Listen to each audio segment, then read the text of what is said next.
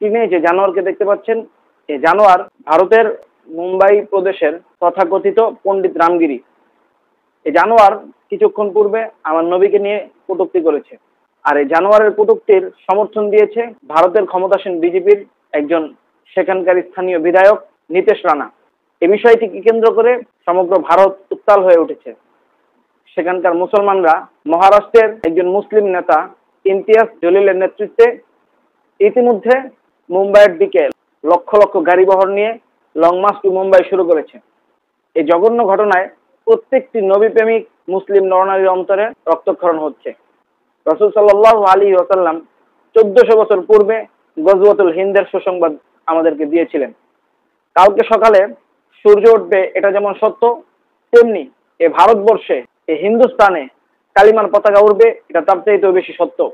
একজন নবী প্রেমিক আশিক রাসূল মুসলমান হিসেবে আমি তীব্রভাবে দাবি জানাচ্ছি যেন অনতি বিলম্বে এই ভণ্ড পণ্ডিত রামগিরিকে এবং তার অশালীন এই বক্তব্যের সমর্থন দানকারী সেই মুম্বাইয়ের বিজেপি বিধায়ক নীতেশ রানাকে গ্রেপ্তার করা হয় এবং সর্বোচ্চ শাস্তি দেওয়া হয়। কারণ রাসূল সাল্লাল্লাহু আলাইহি ওয়াসাল্লামকে যারা গালি দেয় তাদেরকে শরীয়তের পরিভাষায় শাতিম রাসূল বলা হয়। সমস্ত ইমামগণের মতে শাতিম রাসূলের একটাই শাস্তি, ইন্না শাতিমার রাসূল সাল্লাল্লাহু আলাইহি ওয়াসাল্লাম ইউকতাল ওয়া ইউকাফফার ওয়া লা ইউকবাল তাওবাতুহু।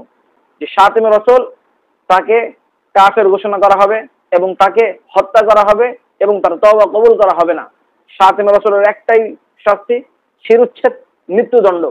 সুতরাং যদি এই পণ্ডিত রামগিরিকে এবং তার বক্তব্যের সমর্থন দানকারী এই বিজেপি বিধায়ক নীতিশ রানাকে যদি অনতিবিলম্বে গ্রেপ্তার করে সর্বোচ্চ শাস্তি মৃত্যুদণ্ড না দেওয়া হয়, তাহলে এই উপমহাদেশের লক্ষ কোটি মুসলমান মুম্বাইয়ের দিকে লং মার্চ করবে। হিন্দুস্তানের বুকে গেরুয়া পতাকা নামিয়ে সেখানে কালিমার পতাকা উড়বে এবং গজওয়াতুল হিন্দের যে ভবিষ্যৎবাণী রাসূল সাল্লাল্লাহু আলাইহি ওয়াসাল্লাম করে গিয়েছিলেন, সেই গজওয়াতুল হিন্দের জন্য রাসূল সাল্লাল্লাহু আলাইহি ওয়াসাল্লামের লক্ষ উম্মত তাদের রক্ত দেওয়ার জন্য প্রস্তুত আছে। যদি এই নীতিশ রানা এবং এই পণ্ডিত রামগিরিকে যদি শাস্তির আওতায় না আনা হয়, তাহলে মুসলমানদের শক্তি কি তা হারে হারে টের পাবে ভারতের ক্ষমতাসীন গেরুয়া শিবির বিজেপি এবং ভারতের হিন্দুত্ববাদীরা। এবং বাংলাদেশি হিসেবে বর্তমান অন্তর্বর্তীকালীন সরকারের কাছে আমাদের দাবি থাকবে, ভারতীয় হাই কমিশনকে তলব করে বাংলাদেশের পক্ষ থেকে সুস্পষ্ট প্রতিবাদ জানিয়ে দেওয়া হয় এবং এই ঘটনার যারা দোষী তাদেরকে সর্বোচ্চ শাস্তি মৃত্যুদণ্ডে দণ্ডিত করার জন্য জোর দাবি যেন জানানো হয়। অন্যথা কোন সরকার কিংবা কোনো কাউকে বাংলাদেশের নবী প্রেমিক আশিক রাসূল বাংলাদেশের জনগণ মানবে না। রাসূল সাল্লাল্লাহু আলাইহি ওয়াসাল্লামের ইজ্জত হেফাজত করার জন্য তার কোটি উম্মত বুকের তাজা রক্ত দিয়ে এই অন্যায়ের প্রতিবাদ করবে বলে আমি মনে করি।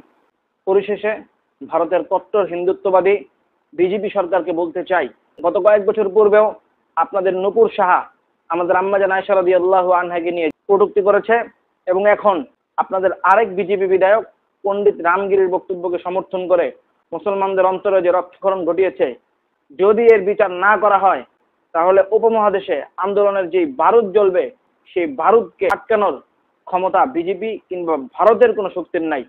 আপনাদেরকে পরিষ্কার বলতে চাই, উপমহাদেশের মুসলমানদেরকে দুর্বল ভাববেন না। সংখ্যায় কম হিসেবে তাদেরকে কোনোভাবেই দুর্বল মনে করার কোনো কারণ নাই।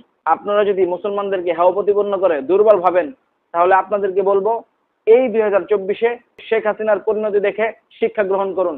স্কুলের কলেজের কচিকাঁচা বাচ্চারা শেখ হাসিনার বিরুদ্ধে যেভাবে দাঁড়িয়েছিল, সেই কচিকাঁচা বাচ্চাদের ইমানের সামনে, সেই কচিকাঁচা বাচ্চাদের সামনে শেখ হাসিনার 16 বছরের ক্ষমতার মসনদ ভেঙে চুরে তছনছ হয়ে গেছে। সুতরাং মুসলমানদের অন্তরে যে রক্তক্ষরণ হচ্ছে, এই মুসলমানদের এই আহাজারি, মুসলমানদের একটি ডাক যদি আল্লাহ তাআলা কবুল করে নেয়, বিজেপির ক্ষমতার মসনদ ভাঙা কয়েক ঘন্টার সময় মাত্র। কাজেই এই বিষয়টিকে যথোপযুক্ত গুরুত্ব দিয়ে দোষীদেরকে সর্বোচ্চ বিচারের আওতায় এনে নিজেদের স্বচ্ছতা প্রমাণ করবেন। অন্যথায় আপনাদেরকে নিজেদের চূড়ান্ত পরিণতি দেখবার জন্য প্রস্তুতি গ্রহণ করতে হবে বলে আমি মনে করি।